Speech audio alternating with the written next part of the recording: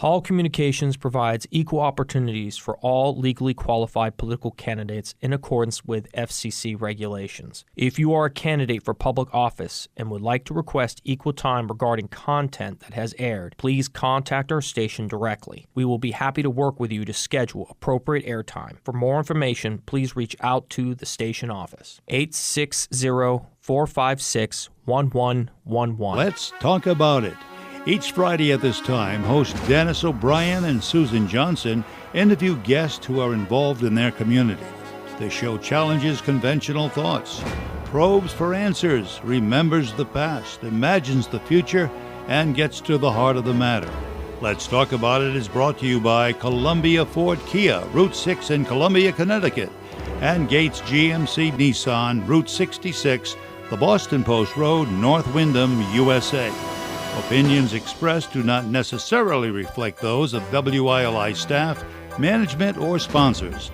Now, let's join our hosts with their guests, and let's talk about it. Hey, good evening, everyone, and welcome to another edition of Let's Talk About It. I'm here with my co-host, Dennis O'Brien, and boy, have we got an exciting, fabulous show for you tonight. We have fabulous people who are busy every single day working for us here in the town of Windham. Whether it's on the Board of Education or the Town Council, they are working hard to make sure that our programs and our town run properly. And so I am just very excited because we're going to hear all kinds of new things from these wonderful guests. Isn't that right, Dennis? That is right, but you used fabulous in two consecutive sentences, and I'm not sure that Oh, you're not here for that. You're not here for that. If I was a computer, I would change that second fabulous. You want to see what I live with? See what I live with? The grammar police? Dennis, no, he's a frustrated copy editor. What I am is the control freak. I'm putting that down. my finest hours were sitting on the bench in the low bench in the probate court now, for 12 years. I just want to say this show is not about you, and it's not about me. It's about our chair of the Board of Education, Lynn Ide, and also the councilman and chair of the Democratic Town Committee, Bill Sayers. So welcome to the show. Thank you. Well, it's about them, but it's also about the people that they're helping to run in the November 4 election, and possibly an issue or two. Well, I would say that's one way to look at it, but I'd say it's about what they do. It is about them, and it's not about you or me. Okay. So, hey, all right, we're going to start with our chair of the Board of Education, Lynn. Tell us about what's going on with our Board of Education and some of the things that you've been doing lately that really our school systems are really moving ahead nicely. Well, thank you for having me on. I appreciate it, and I just can't avoid without first thanking the voters who got out on September 30th and voted to support the Board of Ed budget and the town budget. And so finally, we can move forward knowing what we're living with as far as our budgets go. And it was a little too close for comfort from my point of view. About 25 votes passed the Board of Ed budget. So if that's a message to the people listening, every vote does count, particularly in these municipal elections. And so I want to thank everybody who got out and voted in support of the Board of Ed budget. We had some really exciting things happening at the Board of Ed level at this point. I want to acknowledge that our new superintendent, Dr. Iris Gamero, received last evening a statewide award for one of the 50 most influential Hispanic leaders in the state of Connecticut. She's a wonderful woman of Puerto Rican descent who has really lived out through her adult life the meaning of how far good education can take one. And it's taken her to the point where she became our superintendent this past July. And Wednesday evening at the Board of Ed meeting, she and the assistant superintendent shared the state test scores for Windham Public Schools with the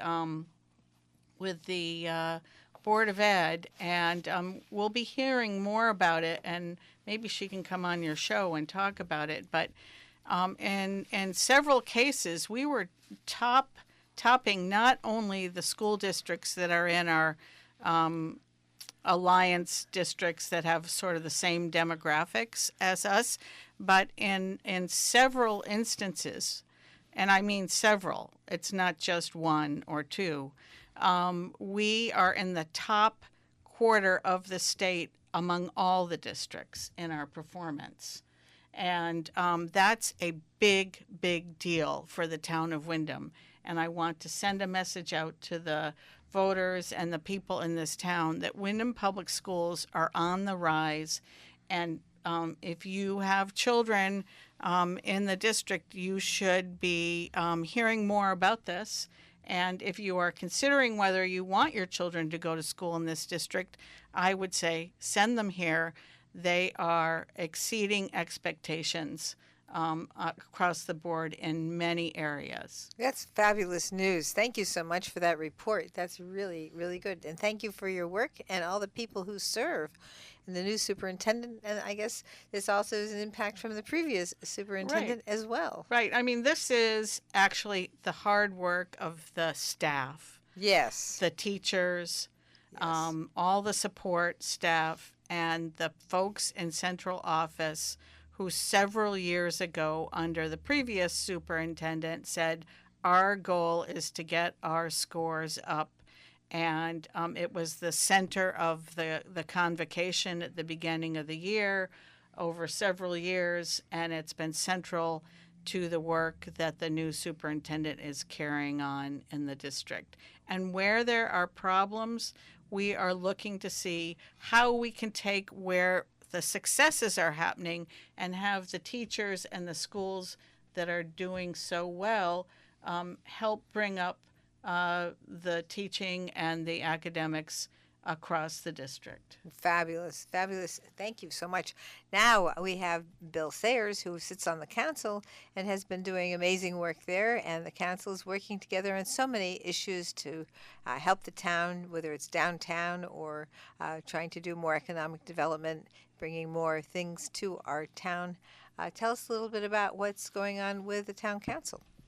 Well, thank you, and that's a pretty hard act to follow here. So, I will tell you this: last Tuesday night, we had a unanimous vote to support our state rep in keeping the Windham Regional Technical School here in Windham. Susan is working on some amazing ideas, and we're hopeful that will pan out. At least we know we are now on a level playing field with where the state would like to place it. So, it's good to be able to start out on a level playing field. Hear, hear. Yeah. So thank you, Susan, for well, that. Thank you for that, Bill. I appreciate that. That was quite a great thing to see. Everybody unanimous vote in support of the Democrats on the town council. Unanimously approved the construction of a new building at 804 Main Street. Everybody knows that. I believe that was the Chapman block back in the day, and it's now, we've referred to it for the past 31 years as the Tin Sin lot. So that lot has been sold. We are under contract, and we're going to see an amazing new building put up there within the next year. I'm very comfortable with the developers that we worked with, and I want to thank my fellow Democrats for their work on getting this done. Thank goodness we were all there, or it probably wouldn't have passed. It's like that lot has been like a missing tooth on 31 years in the smile of Main Street, and it's good that we're filling it up now. Yes, I'm glad. I'm very happy with that. Very happy with that. And we continue to do a lot of things that people don't see. We held the line on taxes this year. Next year, I'm predicting it's going to be very difficult to hold that line. But we're going to do the best that we can, and we're going to fight for the taxpayers in the town of Windham. We are getting gut punched by the Trump administration, and there's no doubt about it. based on numbers that I've received from meeting with very, very important people, we could see as many as 2,000 people here in Willimantic in Wyndham lose their Medicaid. Yes. Those are incredible numbers. And that's not to mention the people that will lose their health insurance because the subsidies and the Affordable Care Act are going away. If I understood it correctly, and please excuse me if I'm wrong with these numbers, but I think Joe Courtney said that a family of 4 making $85,000 could see a $31,000 increase in the cost of their insurance under the ACA. Particularly if you're 50 or older, Yes. As an adult, Yep. they're predicting that some people may see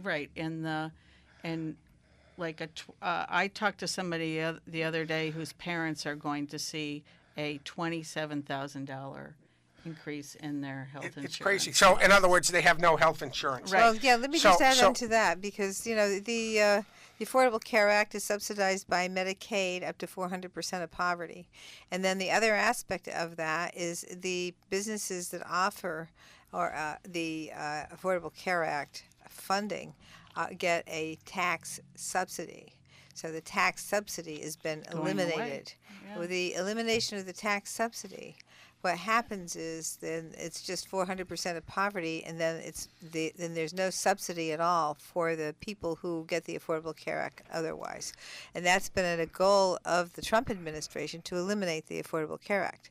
Back in the day, they had his first term, they had approximately 40 votes to eliminate the Affordable Care Act, but they failed every single time it came before Congress and the Senate. And so this is now his way of doing it by taking the Affordable Care Act and getting rid of the business expenditure subsidies. And so that is going away under the Senate, the big bill that was passed July 4th. And then that is something that one of the reasons that the Democrats have gone into voting not allowing them continuing with the continuing resolution, and they've shut the government down because they want people to know what's going to happen to their health insurance. And one of the things that this is a bipartisan situation because just yesterday, Marjorie Taylor Greene, one of the most vociferous supporters of President Trump, discovered her children were going to have their health insurance go up to about $20,000 more a year for their health insurance. And so she said wants to go back into session. She says the shutdown is the Republicans' fault, and she wants to make sure the subsidies continue for the Affordable Care Act. And that's just one aspect. The other thing that when you take a peek at this, and I don't mean to hog the it's an important issue. But the other thing is the fact that here in this town we're about 24,000 people, and I know that you've mentioned this, and I've mentioned this to everybody here before, and that we have about 13,800 people in the town of Wyndham who are on the Medicaid program, and that would be it could be the Medicare Savings Program. It's Husky A, B, C, and D, and then of course they're counting these other areas like the Affordable Care Act and the 400% reimbursement or subsidy rather with Medicaid, because the Affordable Care Act is a twofer. It's a tax exemption and it's Medicaid, so it's both. And just like you have Medicare Savings, that's Medicare and the subsidy for the fee-for-service, co-insurance and deductible subsidies for people within a certain income range. That's another place where people don't really realize that's Medicaid providing that subsidy. So, as you probably are aware, I could go on all day about these subsidies. Yes, you could. But the other thing is... The sad part is there's so much to talk about, and that's the sad part. That is the sad part. Well It's really said, going to affect families in our town. Yes, but it will. And then, of course, the hospital. And the hospital is the other thing, because what happens is hospitals are under this control of a law that was passed under the Ronald Reagan administration called Emergency Medical Maternity and Delivery Act, EMTALA, of 1986. And what it does is it requires all hospitals, emergency rooms, to take people, whether they have money, no matter what the situation is, as long as they're in an emergency situation, they must take the person. Without the reimbursement that they could get from these people who are on Medicaid, who are on Medicare, that will be reduced as well because of the budget glitches that are in there that will also reduce the Medicare funding. They will be in a very serious situation. So our local rural hospital will be put in even more danger with these changes. But I will let you get back to the town business and, and talk about that some more. I just can't avoid adding, though, also our community health center. So Oh, please, Generations yes, Family yes, Health Center yes. and all the health centers that are a place where many people go who are living on a budget and or uninsured and That's can right. get care on a sliding scale basis. The health centers across the nation are going to be in a dire situation too. So you're right. We could have a whole show maybe in another few months about what's happening really with healthcare because Well, what's going to start hitting the fan Yeah. in the Really? next 2 months. Oh yeah, it's going to be well, July 1st. January 1st. We're going to begin to think about the loss of some people already. We're already in a situation where we're losing food because there's SNAP. the excess. Well, not SNAP problems go into effect again in January, but I was just talking to Ray Armeni in the soup kitchen, and they apparently are relying upon we have abundance of food left that they can utilize that gets donated to soup kitchens all over the state and all over the country, actually, because I was in a meeting with women from all over the country yesterday on these same issues, and they are that extra food that is donated to the soup kitchens is dwindling quickly, and it's not Yes. going to be available. Yes. I help raise funds for the soup kitchen also. And I got to tell you, it's difficult to but I also have to give Kimberly Clark credit, who Yes. runs the soup kitchen, and that I don't know how she does it. I don't know how she takes a pound of spaghetti and makes it feed it 40 people, 50 people, but she works wonders down there, and she's always manages to get the food. But as Ray Aramini has been saying over the air, we're shy 400 pounds of food a day, and Right. cuts are coming. This is before the cuts even start, folks. That's right. So, we're going to have to take care of our neighbors at some point. So that's another thing the town council has started looking at. We've started planning for what's to come Good. because as someone, close to me also told me, it's projected, it's not a guarantee, but it's projected that the state could lose as much as $13 billion from the federal budget cuts. So, that's things that we are going to have to deal with right here on a local level. And with this election coming up, and it's, this November 4th is extremely important for the town of Windham. Let me tell you that. You need to have experienced leadership. You need to have people who are up to and ready to lead this town and continue to lead this town. And what I'm going to say to you is this. These are serious times, folks, and these times require serious candidates, and the Democrats are giving you those serious candidates, and we need your support to get out there and win on November 4th, because when we win, the town wins. Thank Yeah. you, Bill. I was going to say No, something. go ahead. I'll go after you. Okay, If thank Susan you, lets me. Dennis. I'll pass it to you when I'm done. Pass me the baton. Okay. I just really want to stress that on the November 4th ballot, and I've talked about this before with Susan and Dennis, there is a question on the ballot in addition to the candidates, and that is whether or not the voters of this town approve us moving forward to build a consolidated elementary school for the entire town of Windham. And when we are going to be facing tighter budgets, the taxpayers let us know that they didn't want to give us more money this year. The Board of Ed budget that got passed is a 0% budget. We are trying to figure out how to live within the means that we have and provide the quality education that the students and the families deserve and need in our town. And the Board of Ed is proposing to the townspeople that rather than operate 3 different elementary schools, and we closed one down, Wyndham Center School, earlier this year, rather than to continue to operate 3 different campuses and sink money into old buildings that are difficult to bring up to code and to provide students with the quality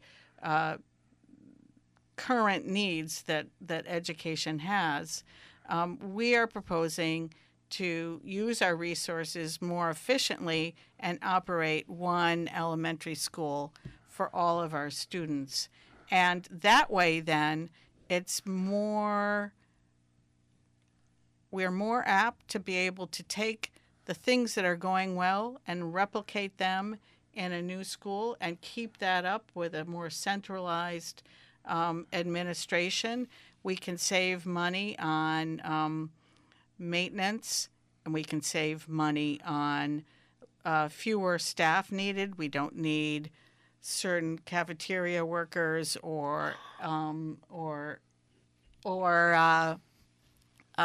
custodial workers. We don't need to be plowing 3 different campuses. We'd only be taking care of one campus.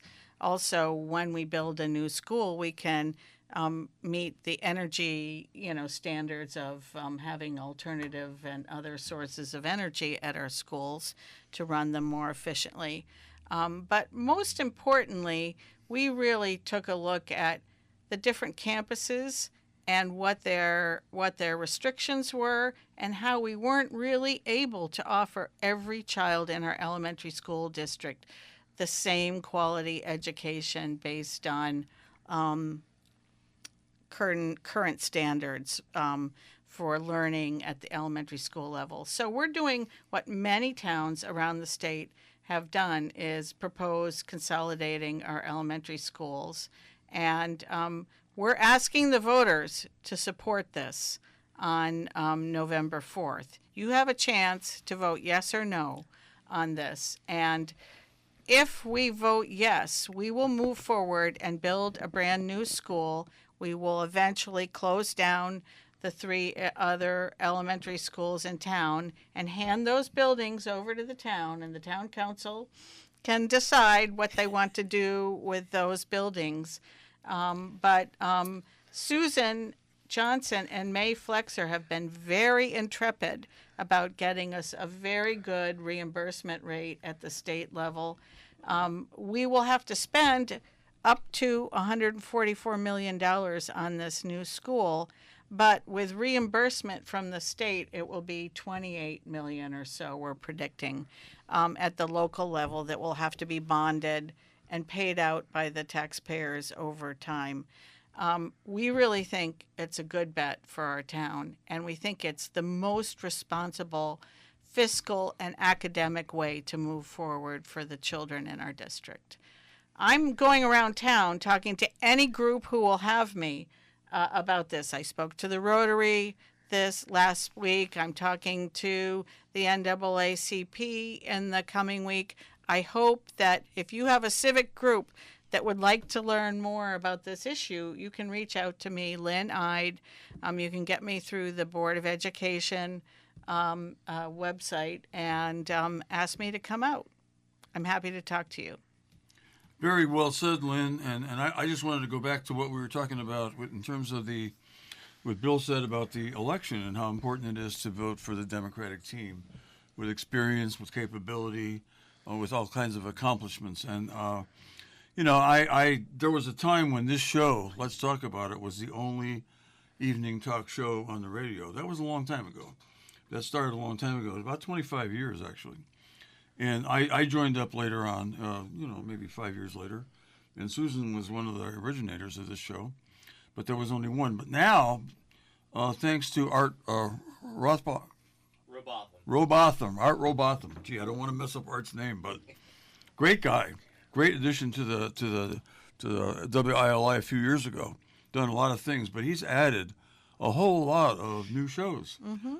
One of which is hosted by Bill Sayers, one of which is hosted by our producer, Matt Rupar, and I think it's time for Lynn Ide to have her own show. He's the only one in the room who's not a host or a co-host. But I listen to the show sometimes, and I listen to Bill's show. Bill has a great show. Bill, what's the name of your show? You're on the air with Bill Sayers. On the air with Bill Sayers. You're on the air with Bill Sayers now. That's right. Along with Lynn Ide, Susan Johnson, and me, Dennis O'Brien, and Matt Rupar is in the room. But anyway, yesterday, because I finished a big week of work, I turned on my radio in the afternoon, and I heard one of the shows, and that came on before the Thursday night show with Ken Follin and Mark Doyle. Mm-hmm. And I heard a couple of Republican candidates for the town council speak about how because we're we need to cut have a minus zero budget next year, a minus zero budget, and that doesn't take, of course, that's not a good idea, because we need to be frugal. There's no doubt about it. But with what we're going to have to cover, and I hope it doesn't come to pass. I hope somehow that the congressional Republicans and the congressional Democrats, move backwards on this, and do not cut Medicaid, do not cut food programs, do not hurt people all over this country. Anybody who's not a billionaire, frankly. I think if they don't do that, then we don't have to worry. But it doesn't seem likely that that's going to happen. It seems like what Bill said and what Lynn and Susan have been talking about is going to sadly happen. So for candidates for the town council when we are probably going to have financial responsibilities pushed down from the feds to the state to us, for them to come off saying, well, we want a decrease in the budget for next time. That is not wise. That is not a wise position to take. It is wise to be frugal. It is wise for us to do whatever we can to save as much money for the taxpayers as we can, as Lynn Ide has suggested with the new school.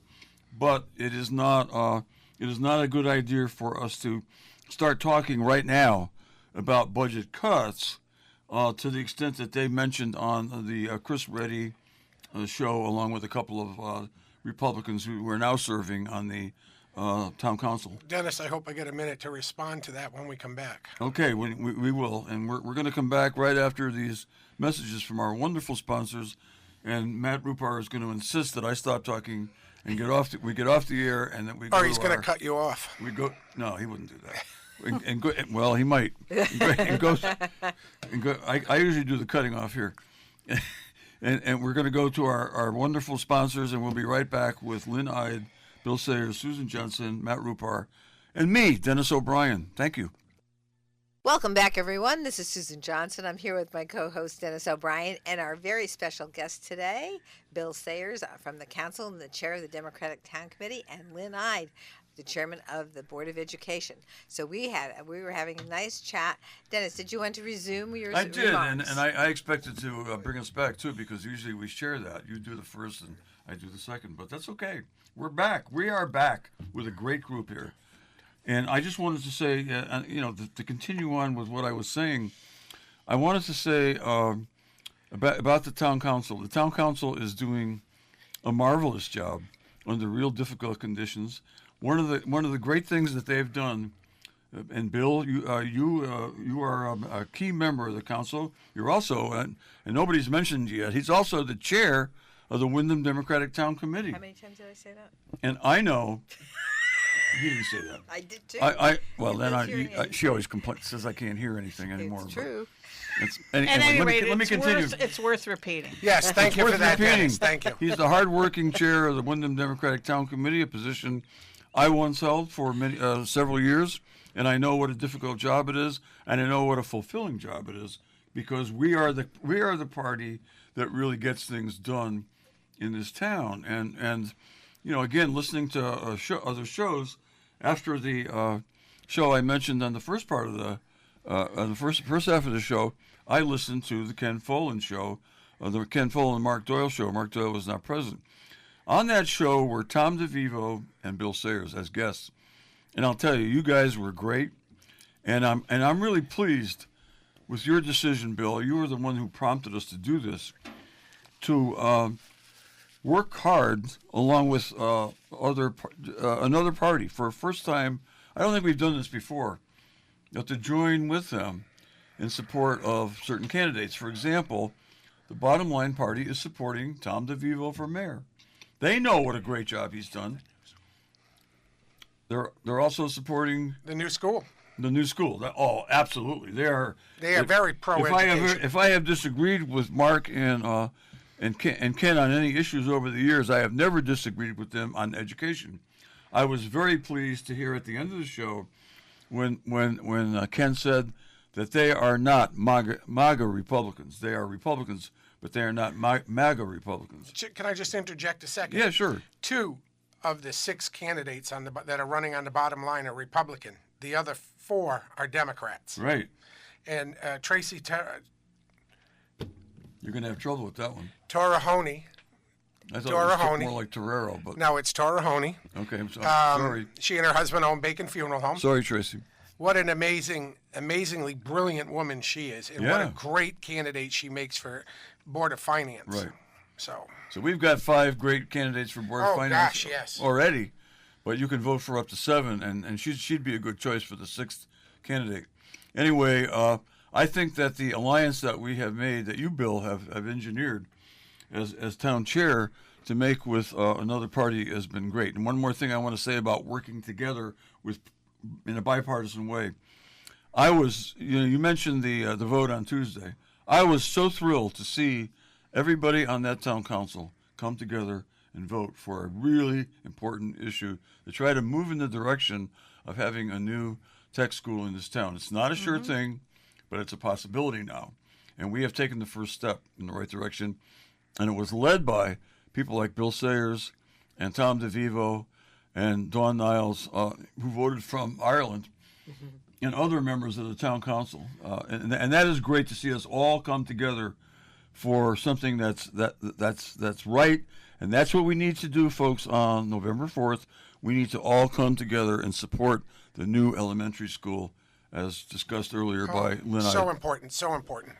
Okay, I've said my piece. Thank Right. you. I And can leave now? No. Okay. No, because I know that Bill wanted to follow up on some things about, in terms of his vision for how you run the government, and that was to make sure that when we talk about the budget, we talk about solutions.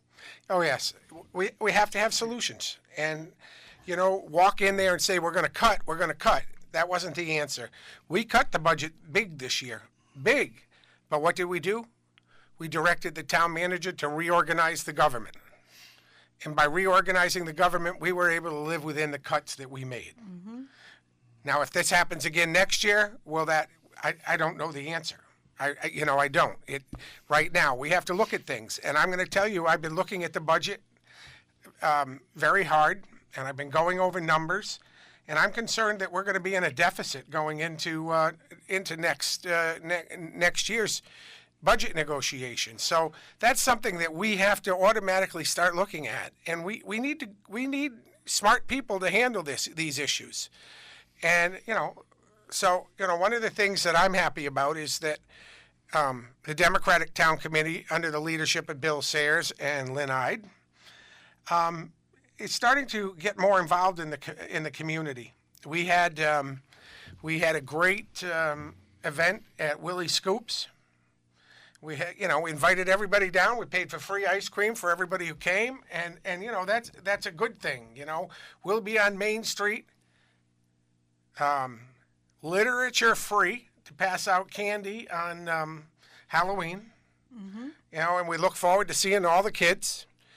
On October 23rd, we're opening our headquarters and having a pizza dinner for anybody who wants to come down, 5 to 7. Yeah, I hope people will come down because it's a chance for folks to meet the candidates in person. You meet the Democrats. Come on down. It's a great night. And I'm just going to end my comment on this by saying it's been an honor to do both. Be chair. I was nominated by the great Dennis O'Brien. And I'd love to do it again if the Democrats will have me. And I've also really enjoyed helping my neighbors by serving on the town council, because I found out it's a lot more than just going to a meeting once every 2 weeks. I get calls on a daily basis. Bill, this is going on. That's going on. Why did this happen? You know, what's going on with this? Bill, come look at this house and tell me if you think that we have to live with the grass 3 feet tall and the weeds and everything else. So, you know, I'm constantly meeting with people, and as I know the mayor is. I was in Hartford at one point, and I was in the state legislative building, and I was meeting with somebody, and I'm walking down the hall with this person, and I turn and look over, and there's Tom going in the opposite direction. You know, we're in Hartford. We don't stay in Willimantic. We go to Hartford to meet with people. And because we're always asking for more money for Wyndham. We don't have to, because we have Susan Johnson and May Flexer, who do a superb job of that for us. But every now and then we got to go up there and shake a hand and remind people we're still alive.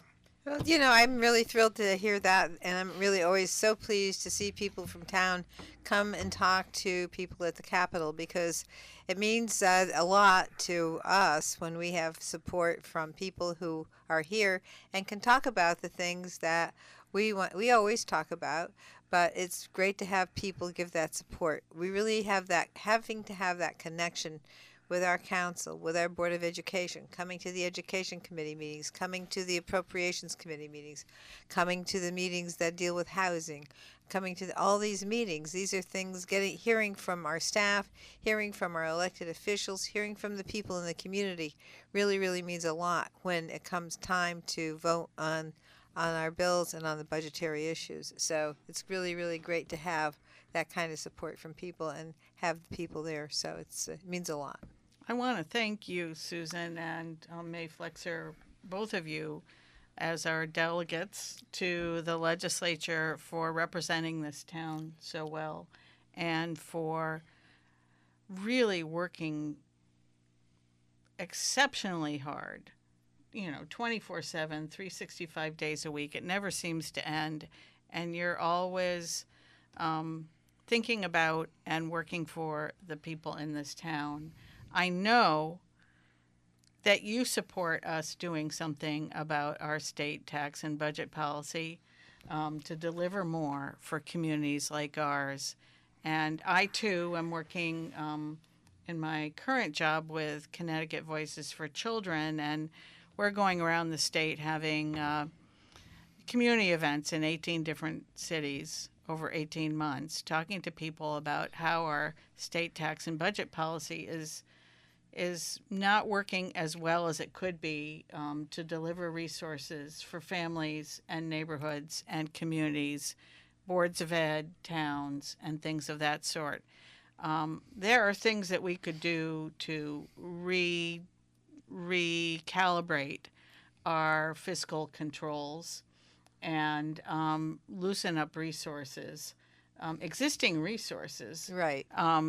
For our communities. And given what the federal government is handing down to the states and to the municipalities at this point, it's more important than ever. I know that you and May will work for that. I'm disappointed, quite frankly, in our governor and his unwillingness to do more.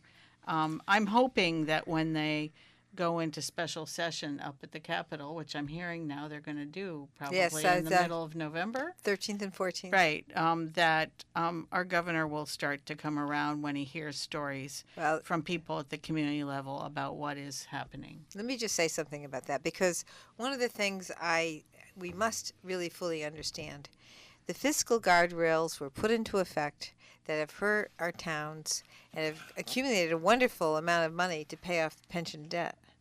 And let's just back up for a minute, back into the 90s when Weicker was the governor. Mm-hmm. He put into the Constitution our spending cap. But the spending cap can be regulated by the legislature.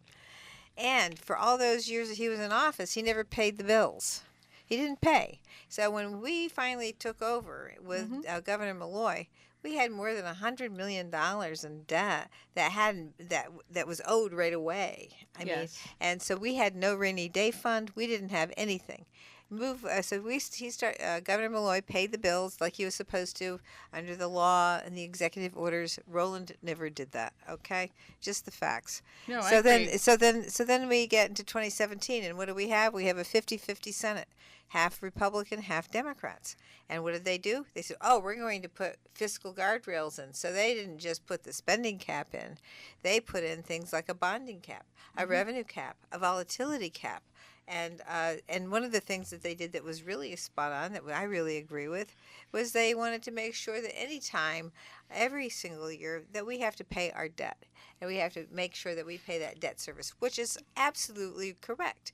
But what we're talking about, and what I think you're talking about as well through Voices of Children, is that fiscal guardrail system is really great for the wealthy communities, but it really hurts communities where the cost of the low-income population is shifted to have us manage all the things when the towns around us don't do the work that we do.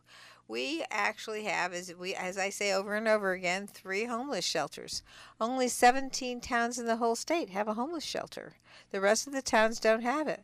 We have more public housing here on a per capita basis than anywhere else in the state of Connecticut except for Hartford.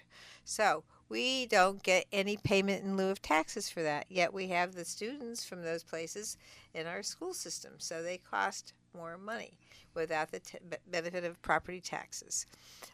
And of course, you could even go back farther, back where we lost our manufacturing, which was a big tax base. And that was something that, we lost because of who? Ronald Reagan. He got rid of the tax base for the manufacturing, and we're still suffering from that. And the only reason I only talk about the things we're still suffering from, I'm not trying to pick on Ronald Reagan or Roland. Oh, come on, pick on him. Go ahead. I'm just saying always do. that Come we suffer those consequences, and the Democrats who have been in control haven't really fully recognized what's happened in manufacturing towns like this, like Hartford, New Haven, Bridgeport, Waterbury, all those places. I said New Britain, and I didn't hear New Britain. Come on. And they have lost that tax base, and then they go, "Gee, what's wrong with you? What's wrong with us is we lost the tax base, and nobody's helped us out with it." Well, I agree with what you just said, Susan, and I also just want to add that because those guardrails or controls have been productive and helped us pay off debt, Yes. which we needed to do. Yep. But they are not designed in a way that would allow. So because they're poorly designed, we've left $1.8 billion on the table over the past couple of years that could have been invested in our communities, in our schools, in our healthcare systems, in our families. And now that this debacle is happening, this tragedy is happening, coming down from the federal government. That's right. It is all the more important that our state legislature work with the governor to come to some agreement over the next 18 months on how we address this issue without leaving $1.8 billion on the table. And that's exactly that money should be out in our community. that is I could exactly figure what. out how to spend it. Yeah, I'm sure you could, but what we need to do, and one of the things when the governor was so adamant about the fiscal guardrails, and he talked, and I went and I was talking to him, and I said, he said, well, we are going to do this fiscal guardrail for 10 years. I go, oh no, I said, I don't support that. He says, well, we made a deal. I says, well, you didn't ask me, and so and so I went to work, and we made it only 5 years. So Right. now we're going to come up on a time when we can We can redo that. reconsider. But the thing, he said to me during that conversation, he says, if you get enough people, I'll change it. But you got to have the voice of the people.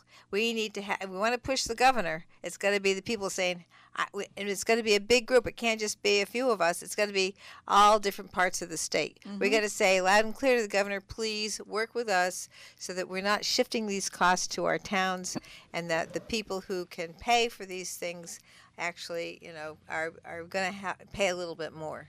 And then we can stop the shift to the local communities. Well, we shall see. Well, this has been a great discussion, and always when we get together with this group, and there are lots of things that we didn't get to cover, But Well, we need a couple days. The remedy for that is this is not going to be the last time that we get this group together before the election. We're going to do this again. I mean, we're booked up through the end of this month, but after that, we have more open shows. Ray Aramini's going to be on next week from the Soup Kitchen, and Bill, you may want to stop by and be with him. You talk to Ray about it. But anyway, we are gonna come back with this group again. There's a lot more to be said. I'd like to talk a lot about the wonderful candidates for the town council incumbents that are running along with Bill, and the wonderful candidates that are running for the Board of Finance and also the Taxing District Board. Consider it this. Go out and vote line A. and line E. And I can promise you a great government. They will do the very best that anyone can with our town. Thank you so much. I think our show has reached an end. This is Dennis O'Brien. Thank you. With Lynn Ide, Bill Sayers, Susan Johnson, Matt Rupar. Again, we will be back next week with another great show with Ray Aramini.